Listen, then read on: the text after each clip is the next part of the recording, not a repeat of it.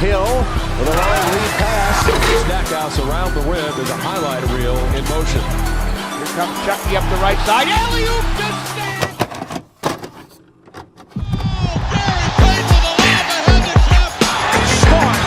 Hey guys, this is Dominique Wilkins. Hey, this is Sean Kemp. This is Gary Payton. Hey, this is Pau Gasol. NBA fans, what's up? This is Vince Carter here. Hey, what's up? This is Matt Barnes. If you're an old school NBA fan like I am, make sure you check out the Basketball Time Machine with my man Sean David.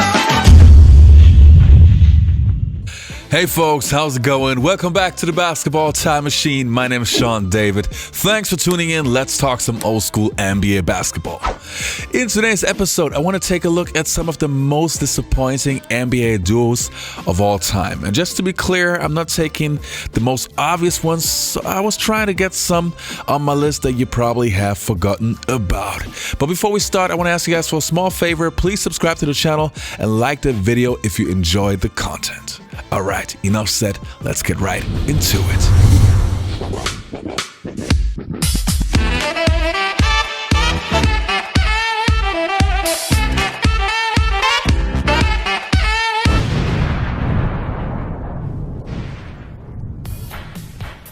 So where do we start? Now, as I said in the beginning of the video, I was trying to put some duels on the list that you probably have forgotten about, but the first one I'm pretty sure you will remember. I'm talking about Allen Iverson and Jerry Stackhouse. When Jerry Stackhouse entered the NBA in 1995, the Philadelphia 76ers were super excited since it looked like they finally have a franchise player.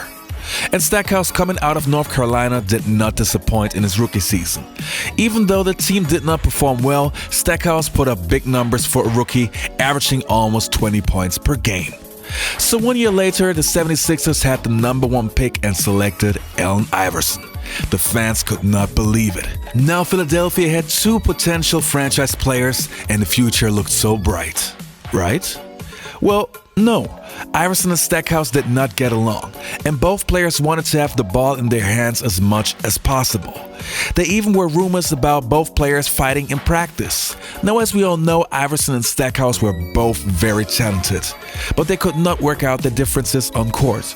The result was that the 76ers had to make a decision and traded Stackhouse only 1 year later. And just like that, the duo Iverson and Stackhouse was history. Here come the Sixers on the run. They've got Stackhouse on a breakaway. Next on my list, I have probably one of my favorite super duels in NBA history, Penny Hardaway and Jason Kidd, also known as the Backcourt 2000. Now in his prime, Penny Hardaway is one of the best point guards to ever play in the NBA. This guy could literally do it all. Then he joined the Phoenix Suns to play with Jason Kidd, and I was super excited.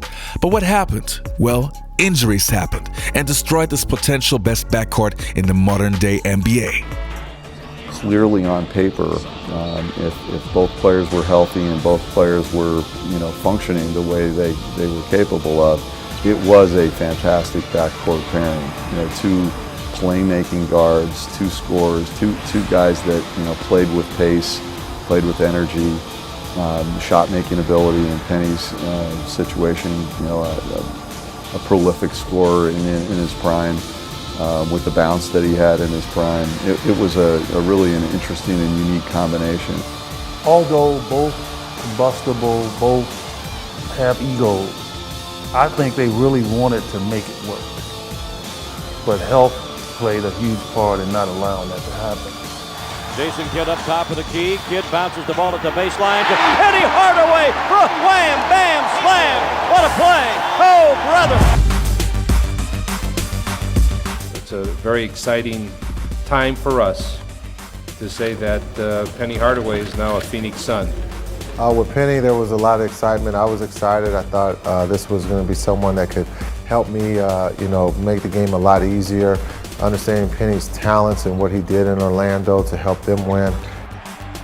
All of a sudden, I really believe that this puts us as one of the elite teams in the NBA, and our expectations are much higher than they were a week ago.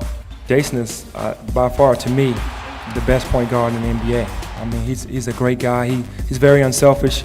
I've known him and had a relationship with him before even thinking about coming to Phoenix, and it was always a thought in the back of my mind wanted to play with the point guard of that magnitude. Kidd starting to back down. A nice bounce pass for Hardaway, who scores. What a pass by Kidd to Hardaway. Unbelievable.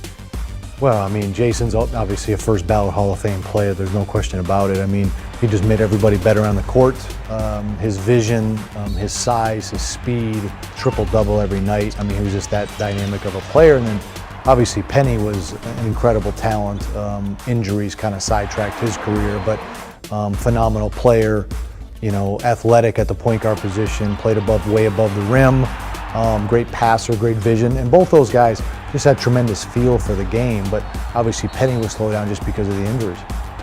I know it was a dynamic backcourt. You know, you had two of the better point guards in the league. Penny 6'8", long. Both could, you know, play off the ball or on the ball. I think you had two very gifted guards, physically talented, skills talented, and the way they thought the game. Next on my list, I have Kevin Garnett and Stockton Marbury. Just like Jerry Stackhouse and Allen Iverson, this duo had the potential to be special. It started off so well. When Marbury joined Garnett in 1996, they looked like a cooler version of John Stockton and Karl Malone. Run and gun, dunks, alley-oops, everything you can want as an NBA fan. But instead of them having a bright future together, Marbury started to go in a different way. This became a big deal and a big beef in the late 1990s. The closest of friends and teammates as they entered their 20s, Kevin Garnett and Stockton Marbury approached their basketball middle age with little good to say about one another. The latest sniping occurred last month, and Marbury said his son's teammate, rookie Amari Stoudemire, was much better than Garnett at a similar age.